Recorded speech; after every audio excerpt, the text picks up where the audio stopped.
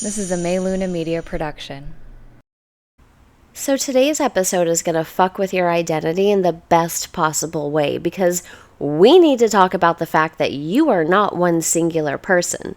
You never were. And honestly, the idea that you were supposed to be one stable, consistent, unchanging personality your entire life is probably one of the most psychologically damaging lies that modern culture ever sold us on.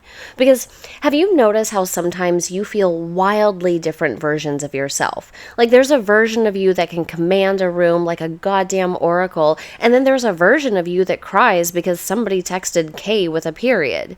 Like then there's this hypersexual version of you, or the spiritual monk version of you, or the wounded child version of you. Maybe even the corporate assassin version of you, or the avoidant version of you, or the nurturing version, or the rage-filled version, or even just the deeply wise version of you that appears at 2 a.m. like a cosmic grandmother who took mushrooms in Atlantis. And society says those are inconsistencies. But what if they're actually evidence of multidimensional intelligence? So today we are diving into subpersonalities and internal family systems and ego states and Jungian archetypes and neuroscience and quantum identity theory and trauma partitioning and consciousness layering and, you know what, and the possibility that the self was never singular to begin with. Like, you're not broken because different parts of you want different things. You are a fucking ecosystem. And baby, ecosystems are complicated.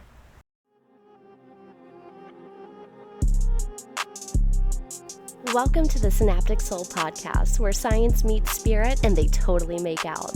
I'm Ava Marie Anderson, your quantum-loving, spiritually savage bestie, here to prove your energy isn't mystical, it is measurable.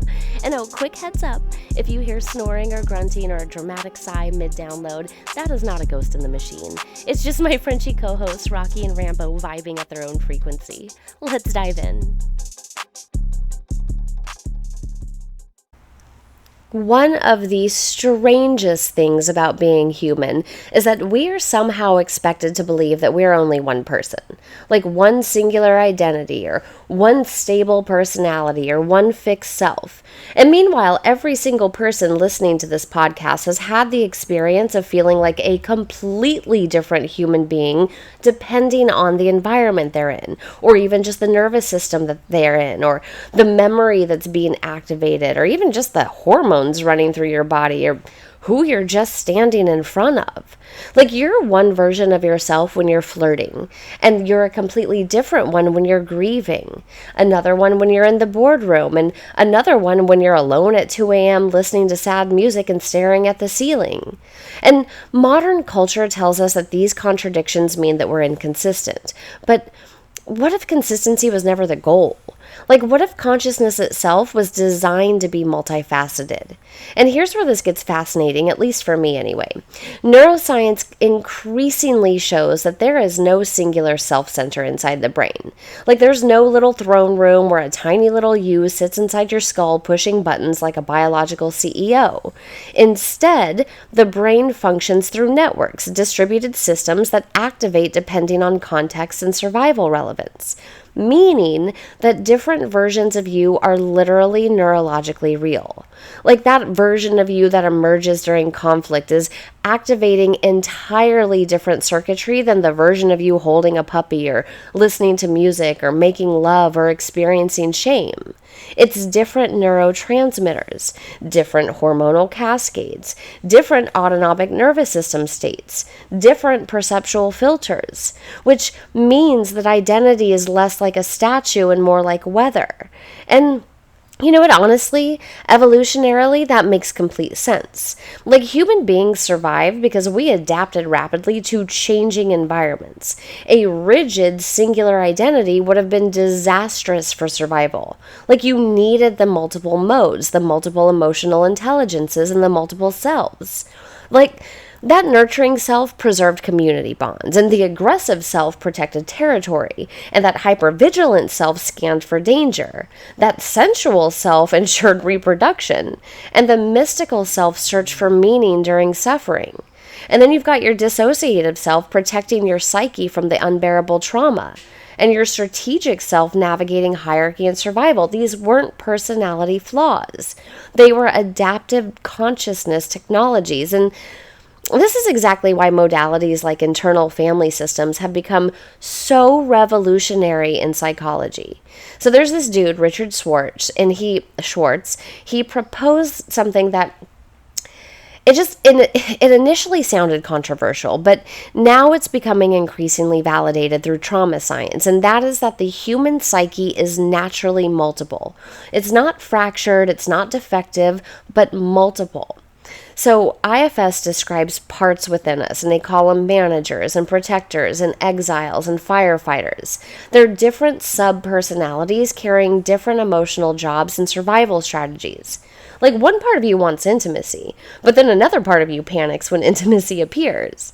And then one part wants visibility, and then the other part fears judgment and humiliation. One part wants rest, and then another part believes that productivity equals safety and worthiness.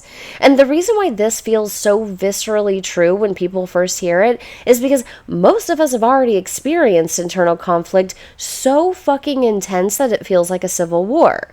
And you know the moment.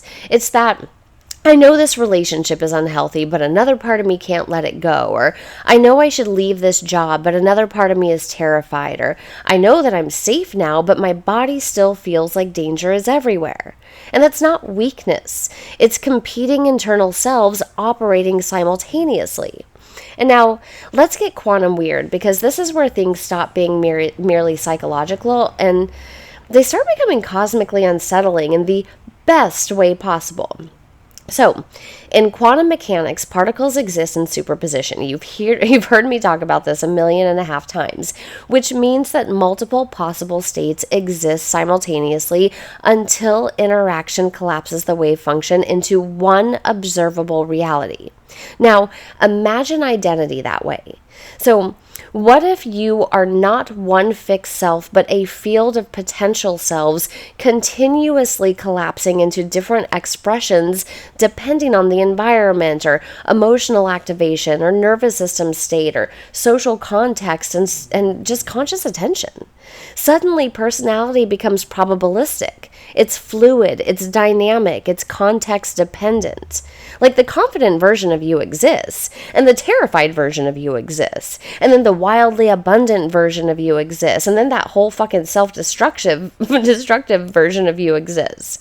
And then there's that deeply healed version also exists. And then there's that version that's still carrying ancestral grief. And the circumstances determine which self becomes dominant in any given moment, which honestly sounds a hell of a lot like quantum state activation. And ancient spiritual traditions understood this intuitively long before neuroscience existed. Like, Hindu philosophy describes humans as layered beings made up of different energetic sheaths. And shamanic traditions viewed that the soul is a fractal and multidimensional. And then Jungian psychology later reframed these as archetypal structures within the collective conscious. So even mythology itself reflects this truth. Like, Greek gods were essentially personified psychological forces. Like, Ares was rage, and Aphrodite was sensuality, and Athena was strategy, and Dionysus was ecstasy and chaos. These energies were understood not as distant external beings, but as living forces within human consciousness. Which means that humans have always known that we contain multitudes. Modern science is simply catching up to ancient mysticism, and honestly, this realization can become profoundly liberating. Because maybe you're not failing at being consistent. Maybe you were never meant to be singular. Maybe healing is not becoming one perfect enlightened identity. Maybe healing is learning how to build relationship and coherence with the many selves already living inside of you. Because you're not a monolith. You are a fucking ecosystem.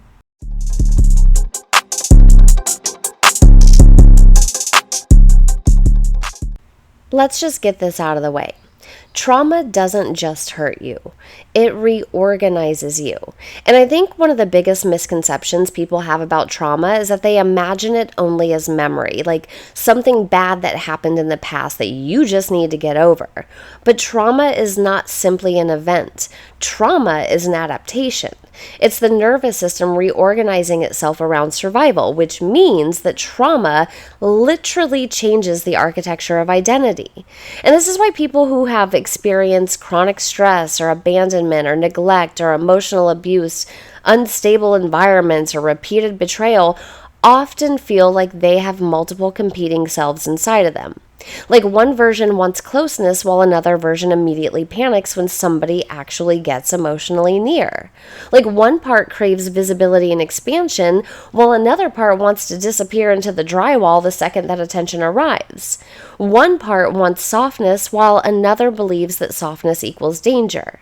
And people often shame themselves for this internal contradiction. But contradiction is the nervous system's specialty because survival requires flexibility. And when the brain experiences overwhelming stress, especially in childhood when the nervous system is still forming, it begins compartmentalizing emotional experiences.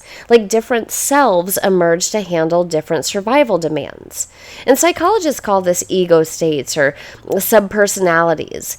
Trauma researchers, they just describe them as adaptive responses.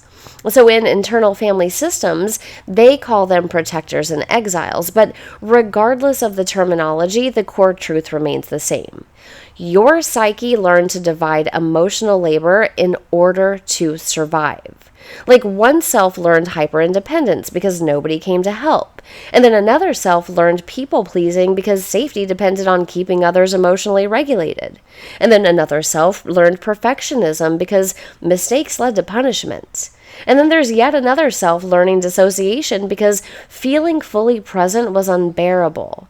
And then you've got somebody else inside you learning rage because rage created power where powerlessness once existed. And then you've got another one learning seduction because desirability became linked to survival and validation. And then you got yet another one learning emotional numbness because grief was too overwhelming to metabolize. But here's the heartbreaking thing. Every one of those selves originally formed out of love. Not healthy love, but survival love. The kind of love where the nervous system says, I will become whatever I need to become to keep this organism alive. And that is why healing work can feel so emotionally confusing. Because often the very patterns destroying your adult life were once the patterns that protected your child self. Like your anxious attachment may once have been hyper-attunement to unpredictable caregivers, or your emotional shutdown may have once prevented punishment. Your control issues may have once created safety in chaos, and your inability to trust may have once been intelligence. And this is where neuroscience gets deeply fascinating because trauma doesn't always just affect emotions. It affects state-dependent neuroactivation, so meaning that different emotional states literally change which neural networks are accessible. And this is why healed you can look back at old behavior and think, what the fuck was I doing? Because regulated you and dysregulated you are functioning from entirely different neurological landscapes. Like a calm nervous system accesses different cognition than a threatened nervous system. Like when you're activated, the amygdala, your brain's little threat detection center, becomes dominant. Stress hormones flood the body, cortisol rises, adrenaline surges, blood flow shifts away from long-term reasoning and toward immediate survival response, which means that triggered you is not stupid. Triggered you is operating from a different biological command center, and honestly, this explains so much about human behavior. Like why people sabotage healthy relationships, or why people repeat painful cycles. Why intelligent people make irrational choices under emotional stress. And why trauma survivors often feel like they become another person when they're triggered. Because biologically speaking, they kind of do.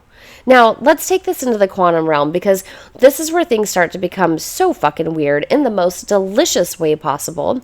So, quantum physics tells us that observation influences outcome. Probability exists in fields until interaction collapses those probabilities into observable reality. Meanwhile, neuroscience tells us that the brain functions largely as a predictive machine. So, your nervous system constantly scans for patterns and predicts future outcomes based on past experiences, meaning that trauma doesn't just create emotional pain, it alters probability perception. So, a traumatized nervous system predicts abandonment, it predicts betrayal and humiliation and instability and danger, which means that your internal selves are not simply emotional identities, they are reality prediction systems. And then suddenly manifestation starts looking less like magical thinking and more like nervous system conditioning interacting with perception. Because if your body fundamentally expects pain, it unconsciously reorganizes behavior around avoiding or recreating familiar outcomes. So the abandoned self chooses emotionally unavailable partners because unpredictability feels chemically familiar. Like the ashamed self rejects opportunities before rejection can happen externally. The hypervigilant self scans constantly for danger until neutral situations feel threatening. Like the nervous system prioritizes familiarity over happiness. And I want you to listen to that again because it is one of the most important truths in trauma healing. Your nervous system will often choose familiar suffering over unfamiliar freedom because familiarity equals survival certainty. And this is why healing can feel terrifying even when it's objectively good for you. Like, healthy love can feel unsafe. Rest can feel dangerous. Success can feel dysregulating. And peace feels fucking downright suspicious. Because entire internal selves were built around preparing for chaos. And spiritually, this is where shadow work gets wildly misunderstood online. Like, people talk about healing your shadow like it's some aesthetic moon water personality upgrade. But real shadow work is brutal. Sometimes because it means sitting face to face with parts of yourself that you were taught were unacceptable. Like the jealous part, or the needy part, or the manipulative part, or the terrified or angry part, the attention-seeking part, or even just the deeply grieving part. And instead of exiling those selves further, you begin asking, what happened to you? What were you trying to protect? What did you need that you never received? And that question changes everything.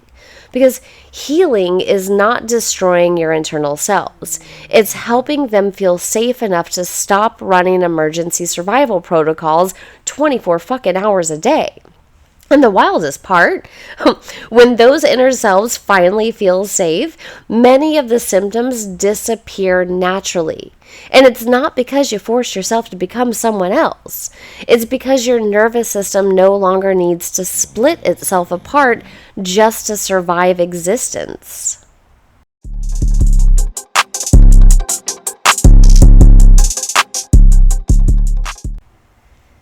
All right, so now that we've talked about subpersonalities psychologically and biologically, I want to go somewhere even deeper and honestly, way fucking weirder. Because what if your internal selves are not just trauma adaptations? Like, what if they're also archetypal intelligences?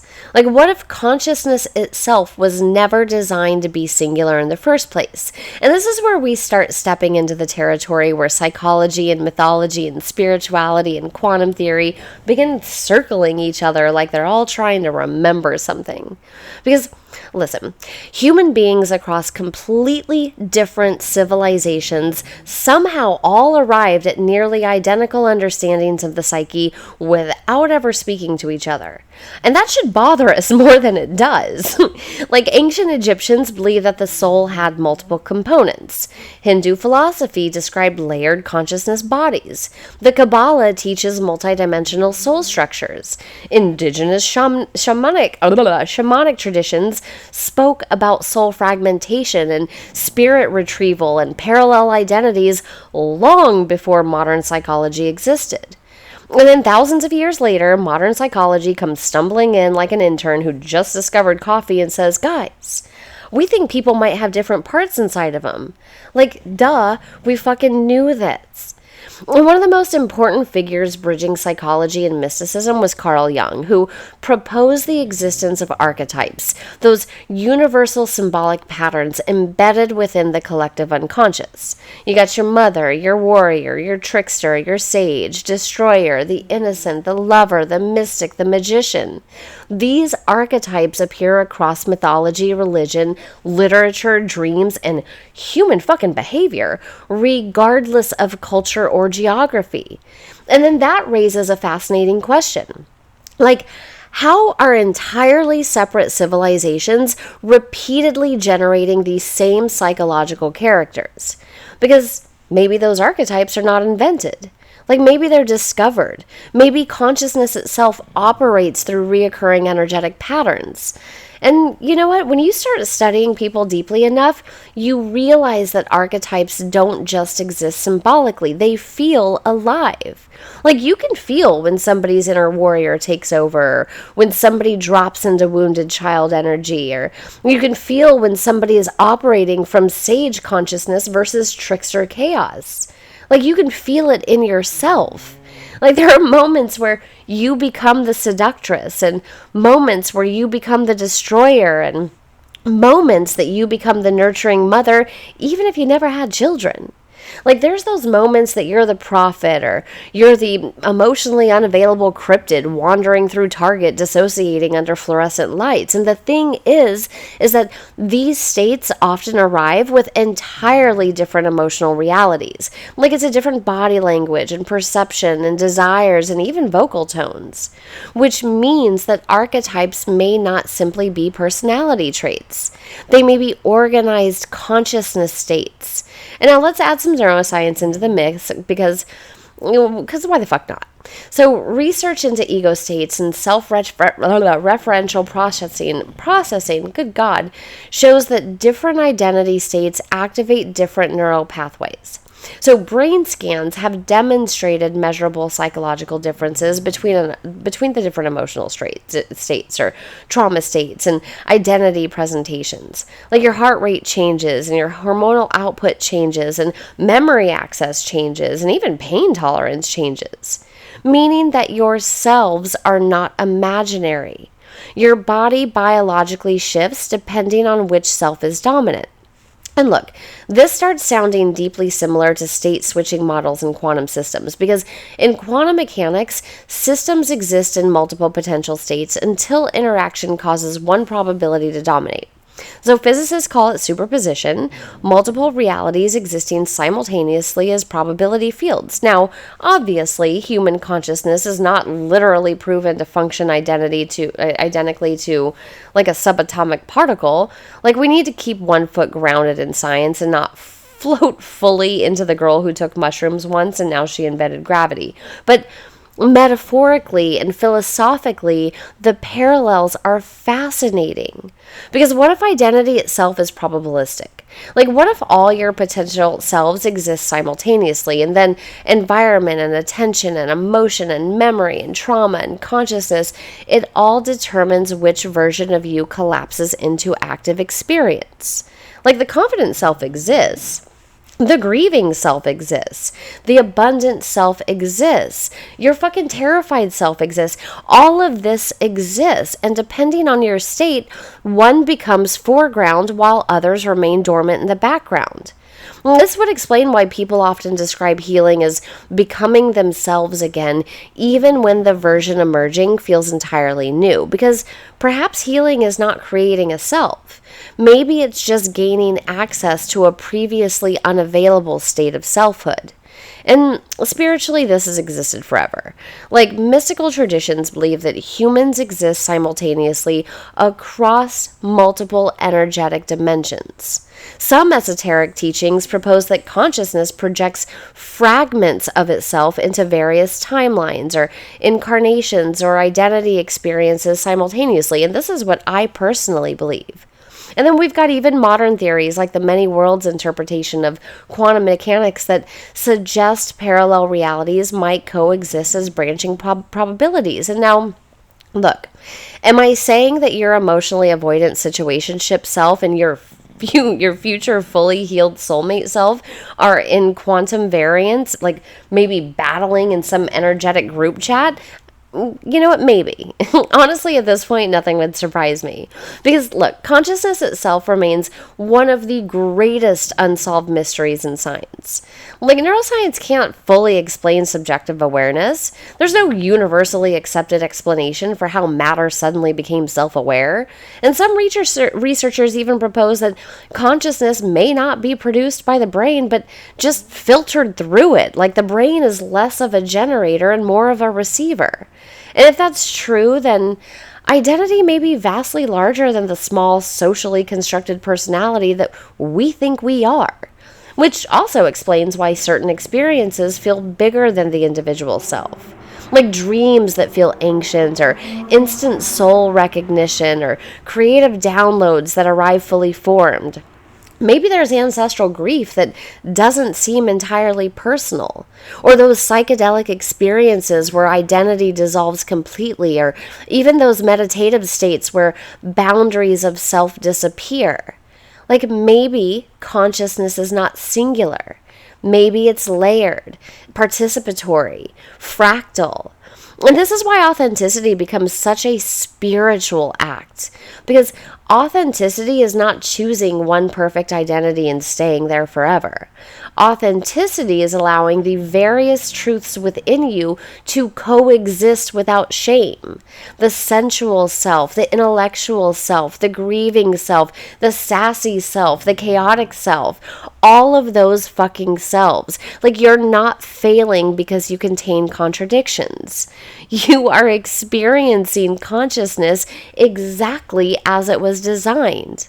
It's fucking multidimensional.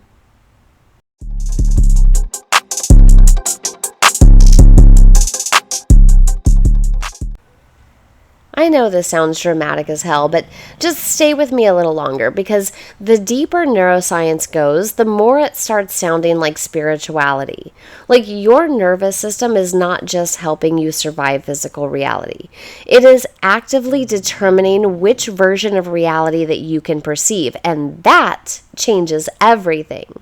Like, most people think perception is objective. They think they're seeing the world as it is, but neuroscience has already disproven that. Like, your brain is not passively recording reality like a security camera. Your brain is constructing reality in real time based on sensory filtering and memory and emotional associations and prediction models and your fucking hormonal state. Meaning that your experience of reality changes depending on which internal self is operating the dashboard. And that's why the exact same situation can feel completely different depending on your emotional state.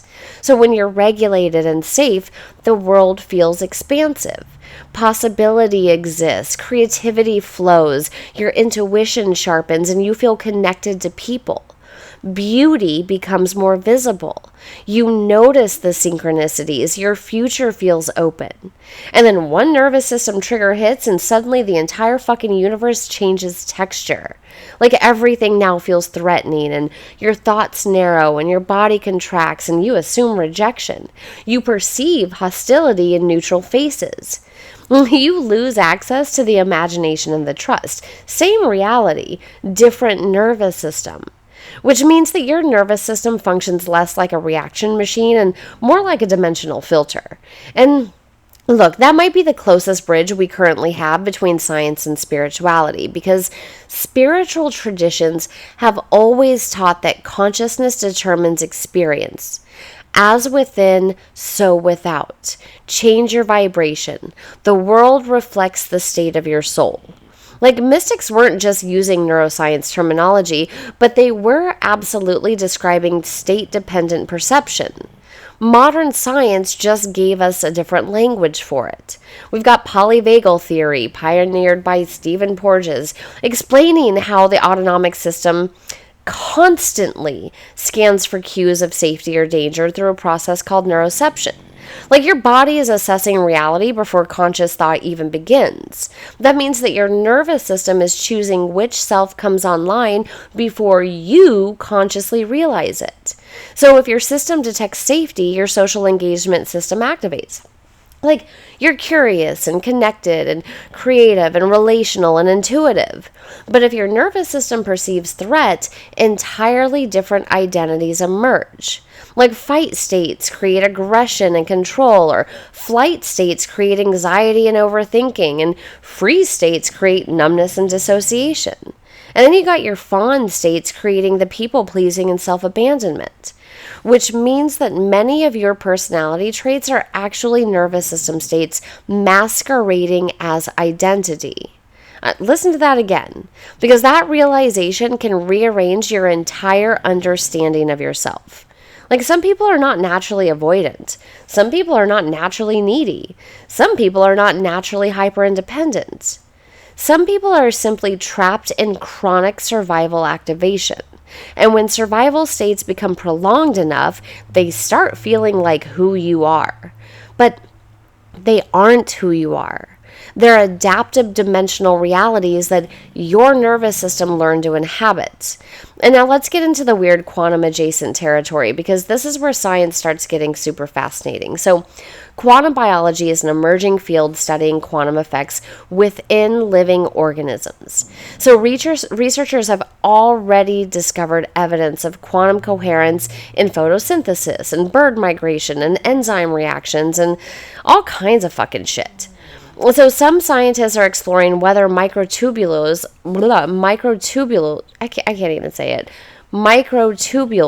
within neurons could, theoretically play a role in consciousness processing involving quantum states. Now, we need to be responsible here, because the internet loves taking one tiny little quantum study and immediately declaring that your crystals are operating through interdimensional wormholes. Like, maybe. But what is true is that biological systems appear far more energetically sophisticated than classical science once assumed. Your body is electrical. Your brain operates through electrochemical signaling. Your heart generates measurable electromagnetic fields. Your nervous system continuously transmits informational signals throughout the body. It's all electricity. You are not merely flesh. You are bioelectric consciousness. And when different nervous system states activate, your entire energetic signature changes. Your hormones shift, your posture shifts, your facial expressions shift, the tone of your fucking voice shifts. Everything, including your immune system, it changes. Meaning that different selves are not just psychological metaphors. They are full-body physiological realities. And this also explains intuition in a way that feels far less magical and more biologically profound. So intuition may not be supernatural prediction. It may just be rapid subconscious integration happening beneath conscious awareness. Your nervous system processes millions of bits of information every single second, while conscious awareness only processes a tiny little fraction. So when you have a feeling about somebody, your body may be recognizing micro-patterns that your conscious mind hasn't fully translated yet. Like, your body notices incongruence before your logic does. Your nervous system detects danger before your intellect rationalizes it. Your intuition often reorganizes truth before your ego catches up. And the more fragmented your internal selves are, the noisier the system becomes. Like, trauma creates static, and hypervigilance creates distortion. Shame creates disconnection, and dissociation interrupts signal clarity. But regulation creates coherence. And this is why embodiment work matters so fucking much spiritually. Like meditation and breath work and yoga and cold exposure and somatic therapy and even just dance or prayer or ritual. I mean, listen, working out and lifting weights is a form of embodiment and a spiritual activity for me. These practices are not woo because they magically fix your life overnight. They matter because they alter nervous system states, and nervous system state determines perception and identity access and emotional regulation and consciousness coherence. You literally gain access to different versions of yourself through regulation. And honestly, this might be what people are actually chasing when they say they want to raise their vibration. And it's not perfection or positivity, but coherence. Because coherence creates congruence between your internal selves. The frightened self stops hijacking the system. The wounded self no longer runs emergency protocols 24 fucking hours a day. The nervous system stops preparing for the constant catastrophe, and then what happens? Well, something extraordinary. Your world changes, not because the external universe magically transformed overnight, but because the dimensional filter through which you experience reality finally shifted. Like the universe starts looking different when your body no longer believes that survival is the only possible timeline.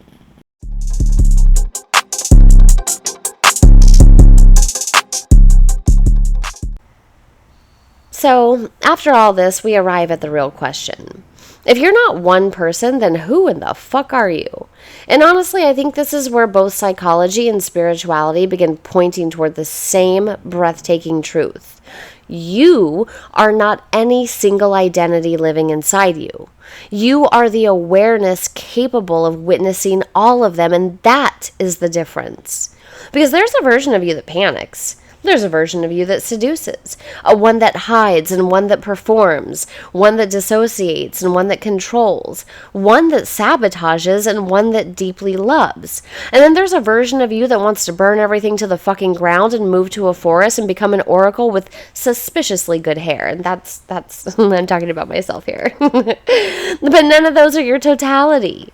They're expressions moving through consciousness. And here's where that internal family systems becomes so spiritually profound, because beneath all of the parts, IFS proposes that the existence calls the self. And it's not a part and not an ego state and not a trauma adaptation. The self is the calm, compassionate, witnessing presence capable of holding all the internal identities without becoming consumed by them. And spiritually, I mean, look, they've been saying the same fucking thing for thousands of years. Buddhism calls it awareness, and Hinduism calls it pure consciousness. Mysticism calls it the soul, and quantum philosophy might even call it the observer. And the observer changes everything. Because again, in quantum mechanics, observation influences outcome. The observer effect demonstrates that measurement itself impacts how quantum systems behave. Now, obviously, we're not literally collapsing particles every time we cry in a Target parking lot listening to sad girl music. But philosophically, the parallel is gorgeous. Like the moment that you become conscious of an internal pattern, instead of unconsciously identifying with it, the system changes. The moment that you notice, oh, this is just my abandonment self-talking, or this is my hypervigilant protector, or this is my shame identity, or this is my performer self trying to earn love, you create separation between awareness and automatic programming. And that separation is where the freedom begins. Look, it's not because the wounded selves disappear, but it's because they stop becoming the unquestioned rulers of your reality. Like, this is one of the biggest misunderstandings about healing. Like, people think healing means becoming some perfectly regulated, spiritually enlightened forest fairy who never gets triggered, never spirals, never self-sabotages, and never cries over emotionally unavailable men with good jawlines and unresolved childhood wounds. That is not healing. That is spiritual propaganda. Real healing is messier and honestly much more beautiful than that. Real healing is when the various selves inside you stop trying to kill each other for control over the steering wheel. It's when the anxious self, like, no longer gets shamed, or when the angry self finally gets heard, or the grieving self finally gets held, or the sensual self no longer feels sinful, when that ambitious self no longer apologizes for existing, and when the inner child stops being abandoned internally every time they have a need. Healing is internal diplomacy. It's relationship building between the many dimensions of your consciousness.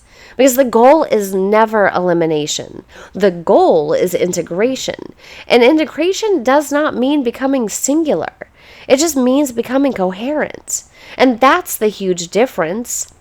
Like a choir is coherent, an orchestra is coherent, a galaxy is coherent, but none of these things are singular. They are systems of many parts moving in relationship, and honestly, that might be what consciousness actually is. A living ecosystem of identities and memories and archetypes and nervous system states and ancestral imprints and emotional intelligences and biological programs and fucking spiritual awareness, all interacting simultaneously. You're not simple because the universe is not simple. Think about it. Atoms are mostly empty space. Light behaves both as particle and a wave. The body contains trillions of intelligent microorganisms. The brain operates through electrical storms, and galaxies form filament networks that eerily resemble neural pathways. Like, quantum fields exist as probability before manifestation. The cosmos itself appears fundamentally relational and multidimensional. Like, why would human consciousness be the one thing in existence that is singular and linear? Like, honestly, the older I get, the more I think that humans have been trying to flatten themselves into digestible identities because their complexity terrifies people. Like, society likes labels because labels create predictability. But souls are not predictable. Consciousness is not predictable. Like, you're not a cardboard cutout personality profile generated from a BuzzFeed quiz and then, 3 attachment theory TikToks.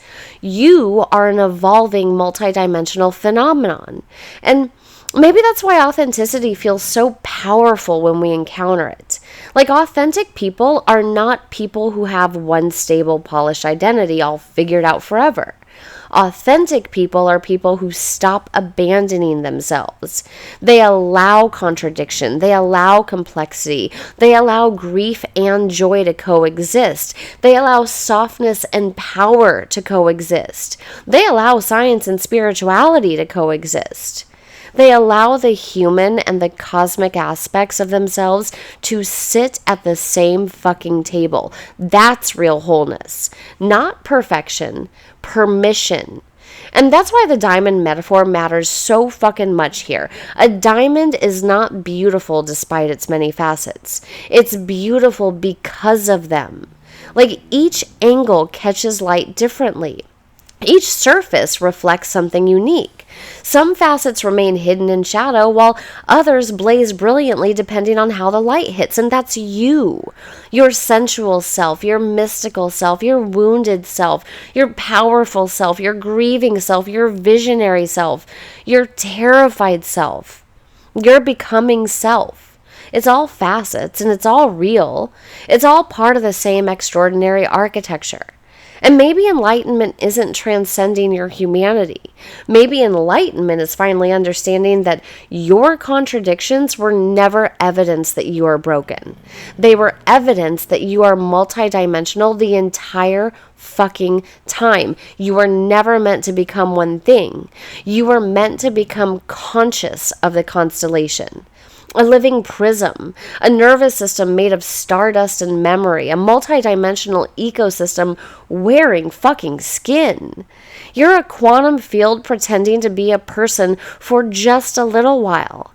Like, you're a fucking diamond, baby. Every version of you has been trying in its own messy and beautiful and terrified way to bring light through a different facet of the same soul. You have been listening to the Synaptic Soul Podcast, where science meets spirit and they totally make out. If this episode hit your frequency, do me a favor, rate it, review it, and share it with your fellow quantum weirdos. It helps the wavelength reach more souls. And if you caught a little snoring, that wasn't a portal, just my Frenchies Rocky and Rambo offering background blessings. Music is Cheat Code by 1,000 Hands, used under Creative Commons. And I am Ava Marie Anderson. Stay weird, stay wired, and keep making out with your higher self.